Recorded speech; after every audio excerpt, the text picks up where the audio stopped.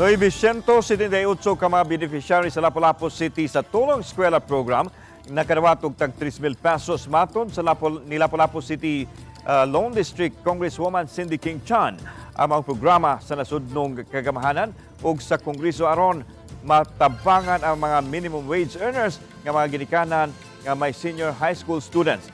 Ang pondo gikuha gikan sa akap kon ayuda para sa mga kapos sa kita program sa DSWD ug tupad kun tulong paghanap buhay para sa ating mga disadvantaged at displaced workers sa Tuli 7.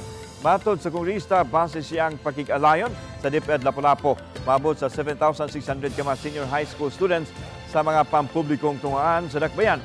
Apan sa 6,000 pa lang nini ang iyang napunduhan. Hinoon, may pasalig si Chan nga pangitaan niya og pundo ang nahabiling 1,600 ka mga senior high school students. Dulaan na usam sa kalibo ka mga beneficiaries sa Tulong Eskwela Program sa Lapu-Lapu City ang mahatagan og ayuda. Samtang ipasabot sa DSWD nga by sector usab ang ilang pagpili sa mga beneficiaries.